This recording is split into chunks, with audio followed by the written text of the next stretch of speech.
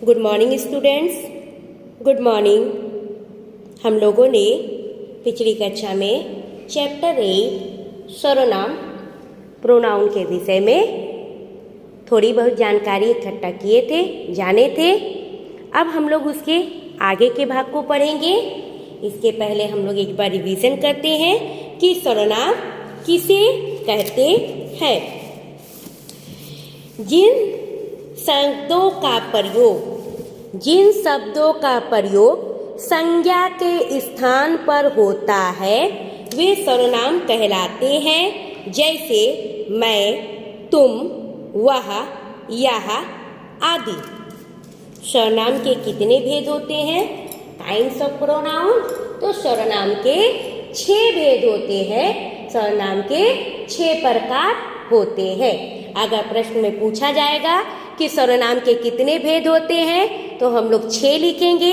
अगर ये प्रश्न पूछा जाएगा कि सर्वनाम के कितने भेद होते हैं तो भी हम लोग 6 ही लिखेंगे, क्योंकि दोनों का ही मतलब एक ही होता है कि सर्वनाम के कितने प्रकार हैं, काइंड्स ऑफ प्रोनाउन।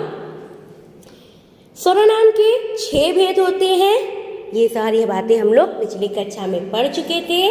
एक है पुरुषवाचक सर्वनाम, दूसरा है प्रश्नवाचक सर्वनाम, तीसरा है निश्चयवाचक सर्वनाम, चौथा है अनिश्चयवाचक सर्वनाम, पांचवा है संबंधवाचक सर्वनाम, छठा है निजवाचक सर्वनाम। सबसे पहले हम लोग पढ़ेंगे पुरुषवाचक सर्वनाम, पर्सनल प्रोनाउन। पुरुष यानी प्राणी का बोध कराने वाले सर्वनाम शब्दों को पुरुषवाचक सर्वनाम कहते हैं। जैसे मैं, तुम, वह आदि।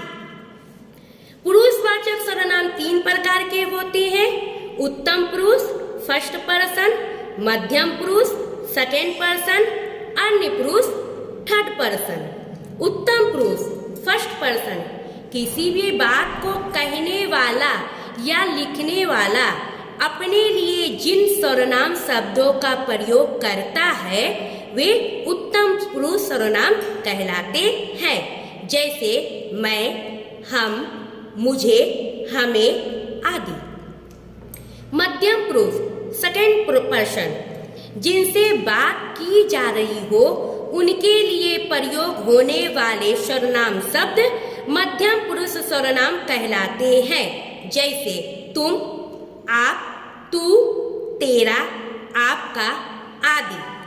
अन्य पुरुष थर्ड पर्सन जिनके विषय में बात की जा रही हो उनके लिए प्रयोग होने वाले सर्वनाम शब्द अन्य पुरुष सर्वनाम कहलाते हैं। जैसे वह, वे, यह आदि।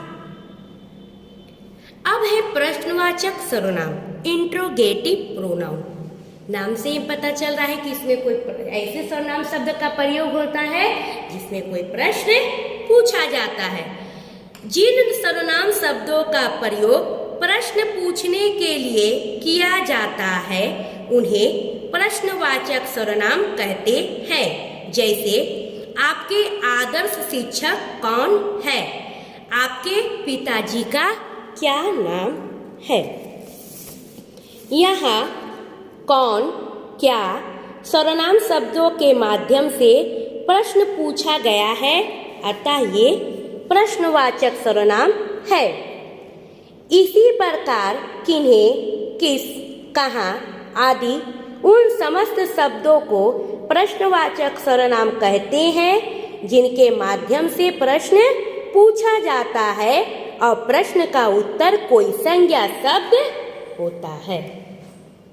प्रश्नवाचक सर्वनाम में प्रश्न पूछने वाले सर्वनाम का शब्दों का प्रयोग होता है, लेकिन जब उन प्रश्न का उत्तर कोई देता है तो वह सर्वनाम शब्द परिवर्तित होकर संज्ञा शब्द के रूप में पूछा जाता है।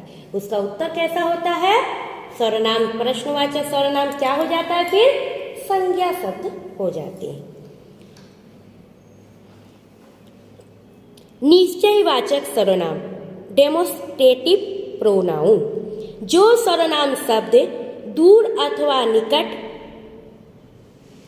के किसी निश्चित व्यक्ति, वस्तु या स्थान के लिए प्रयोग में लाए जाते हैं उन्हें निश्चयवाचक सर्वनाम कहते हैं। जैसे इसी ने गीत गाया था, यह मेरा घर है, वह श्याम की पुस्तक है, उसने गणित में 100 अंक प्राप्त किए हैं। निश्चयवाचक सर्वनाम में क्या है? कुछ भी व्यक्ति, वस्तु, स्थान क्या है? निश्चित है। कि क्या है? निश्चित है। इस यहाँ, इसी, यह, वह, उसने निश्चित संज्ञा के लिए प्रयोग में लाए गए हैं, इसलिए ये निश्चयवाचक सर्वनाम है।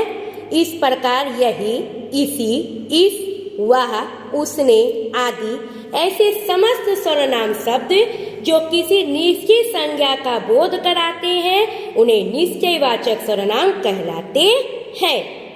अब है अनिश्चयवाचक सर्वनाम, इनडेफिनिट प्रोनाउन, जिसमें ऐसे सर्वनाम शब्द जो कुछ भी निश्चित नहीं है, व्यक्ति, वस्तु या स्थान निश्चित नहीं है।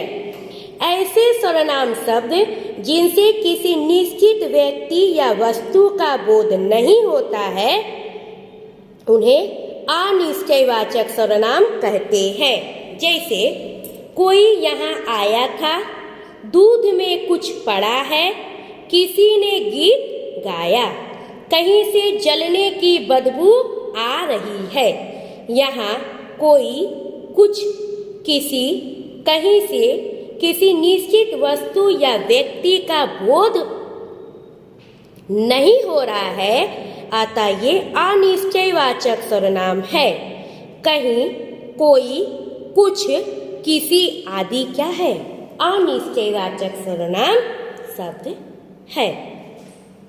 अब हम लोग आगे पढ़ेंगे संबंधवाचक सर्वनाम, रिलेटिव प्रोनाउन।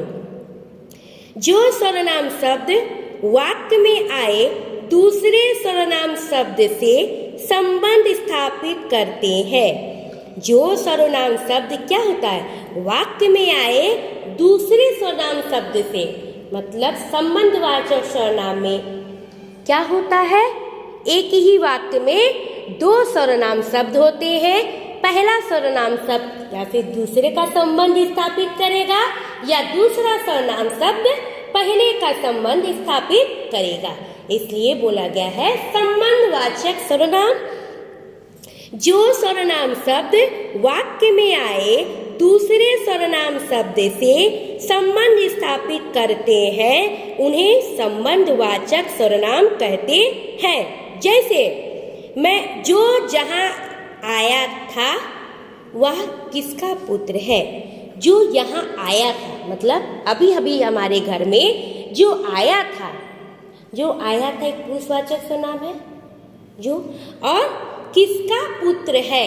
प्रश्न पूछा जा रहा है कि जो यहाँ आया था वह किसका पुत्र है, जो एक प्रश्न है और एक वह, ये दोनों ही संबंधवाचक सर्वनाम शब्द है और दोनों एक दूसरे की संबंध बता रहे, रिलेशन को बता रहे हैं कि जो यहाँ आया था वह किसका पुत्र है। जिसकी लाठी उसकी भैंस, यहाँ जिसकी और उसकी दो सर्वनाम शब्द है और दोनों ही संबंध बता रहे हैं, इसलिए क्या है? संबंधवाचक सर्वनाम शब्द है। वाक्य है जो बोएगा सो काटेगा। इन वाक्यों में जो का संबंध वह से, जिसकी का संबंध उसकी से तथा जो का संबंध सो से है, इसलिए क्या है? संबंधवाचक सर्वनाम है। अब है निजवाचक सर्वनाम, रिफ्लेक्टिव प्रोनाउन, मतलब खुद पर रिफ्लेक्ट करना, मतलब अपना स्वयं को बोला जा रहा है, सेल्फ। तो जिन सर्वनाम शब्दों का प्रयोग स्वयं के लिए किया जाता है उन्हें निजवाचक सर्वनाम कहते हैं। जैसे मैं अपना कार्य स्वयं करूँगा, मैं सर्वनाम है और स्वयं, तो मैं अपना काम स्वयं करूँगा, मैं अपनी क्लास स्वयं पढ़ाऊंगी, ठीक है। मैं अपने आप चला जाऊंगा।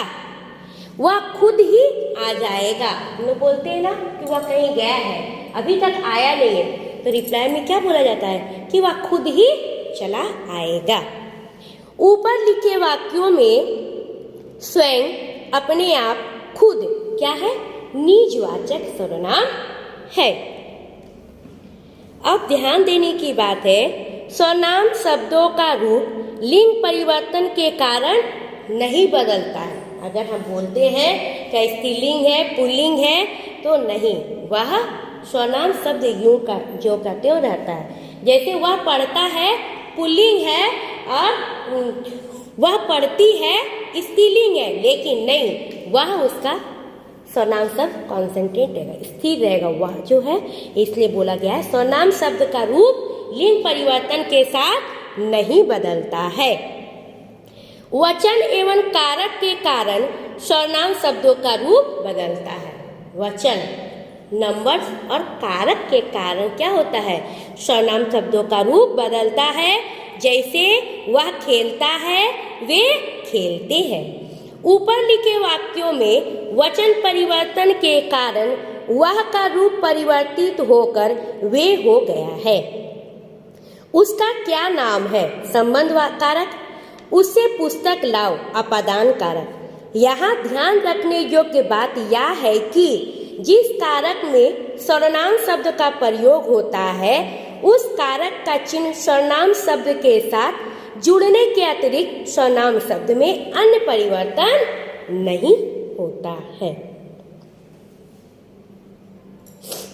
ठीक है, इसके एक्सरसाइज में स्टडी नोट्स में दिया गया है कि उचित सर्वनाम, सर्वनाम की परिभाषा हम लोग पढ़ चुके हैं, सर्वनाम के भेद पढ़ चुके हैं, पुरुषवाचक सर्वनाम किसे कहते हैं पढ़े हैं। अब दिए गए सर्वनाम शब्दों से उचित सर्वनाम द्वारा रिक्त स्थानों की पूर्ति करिए। डैश क्या पढ़ रहे हो? तुम क्या पढ़ रहे हो? वह बालक किसका पुत्र है? तुम कहाँ रहती है? वह कहाँ रहती है? क्या पढ़ाएगा? वह। तुम कहाँ रहती है? सेंटेंस अच्छा नहीं है, वह कहाँ रहती है। इस तरह से आप लोगों को एक्सरसाइज करनी है। ओके, थैंक यू बच्चों।